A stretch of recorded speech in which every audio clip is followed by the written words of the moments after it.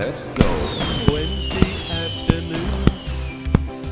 Before they can rebuild and get up to speed again. We see the same. We saw it with Liverpool. Liverpool, if you go back, they dominated the 80s. Man United dominated the 90s and the noughties as well, really, until Ferguson went. But since then, they've had to do a rebuilding job, and they're not the same team as they used to be. But I don't. To answer your question, I don't know whether the ones they've bought now are going to make the difference. It's hard to imagine that they're going to be of the same quality of the players that have shone so much in the last few years, but it will be interesting to see. Yeah, well, while you were just talking, I was thinking about something that is known in business as the law of diminishing returns, which means that there's only that far can go before. But then there's an exception to the rule in the form of a club in Europe called Real Madrid. Because they seem to just dominate the Champions League.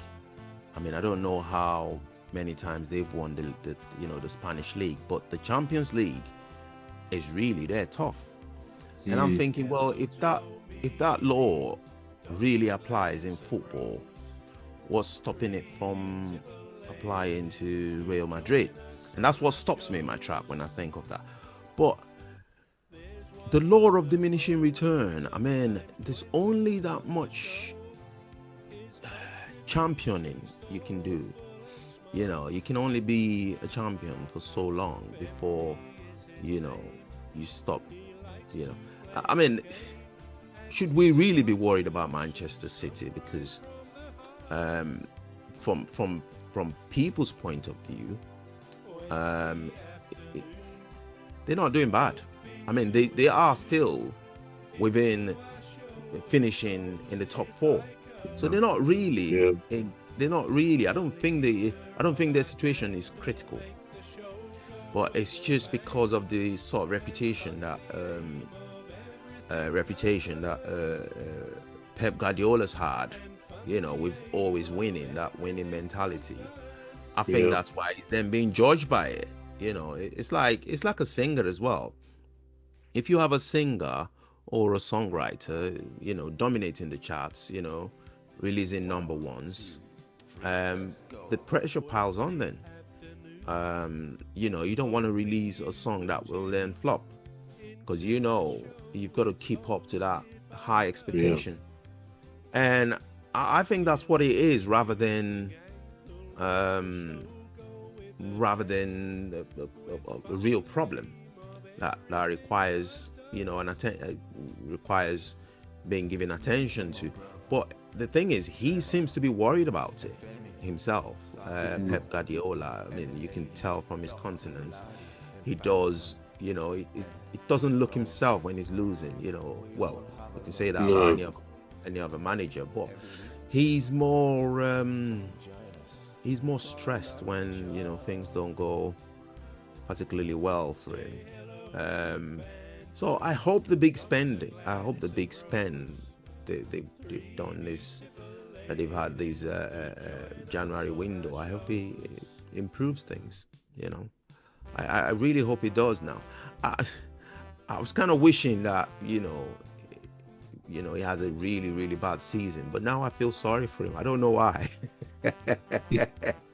Especially as, I mean, you're a Man United fan. I mean, it's unusual for you to be worried about Man City, because there's quite a divide in Manchester, isn't there, between the two sets of the noisy neighbours, as they call them.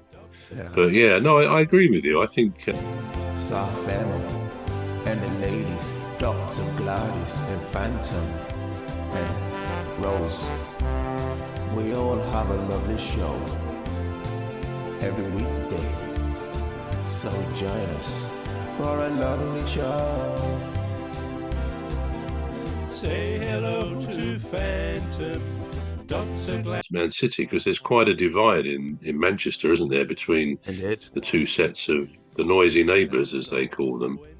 But yeah, no, I agree with you. I think most football fans, most neutral football fans, certainly think a lot of Guardiola, as I think a lot of people did of Jurgen Klopp as well, because they are probably at the top of their game and the two of the top, if not the two top managers in the world in their time.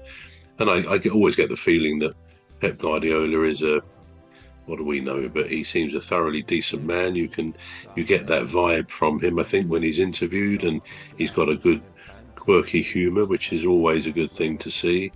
And he's gone through tough times in the club and in his personal life, which I think shows, if anything, the vagaries of life itself, that no one is immune from the ups and downs of life itself. You know, things can go very well one time and then not so well. But on the question of the ups and downs of a football club, you'd have to say that Manchester United, perhaps a bit like Real Madrid in the European Cup or the Champions League, their dominance of that for so long. But throughout the 90s and throughout the noughties and up to 2013, really, or thereabouts, when Ferguson retired, they actually maintained their incredible standard. They were the team to be feared, weren't they, in all that time? And the Premier League, you know, in the noughties, for example, most of the other teams, you saw who are Man United playing this week, and you think, well, they've won it because they were so dominant. I mean, okay, Liverpool were there some of the time, and obviously Man City came on strong subsequently. But I think teams and clubs can maintain a smooth transition when one team gets too old and they move on, as Liverpool seem to be proving, although the actual change may hit them more at the end of this season if Salah goes and Van Dijk. I mean, that's when Slot may find he earns his money, or he needs to earn his money more, because they will have to start to refresh the whole team and bring in new younger talent. And that's when a team, perhaps more than ever, goes through that change. I mean, interestingly, talking of another club, you could look at Everton with David Moyes back there, where he was, I think, for 11 years, going back to before he went to Manchester United. And he did very well with them. I mean, they didn't win the Championship, but the Premier League, but they were a good, solid side under him. And of course, he's gone back, and the disastrous run of results under Sean Dyche has almost instantly come to an end. I mean, you know, they've won 3-0, 4-0.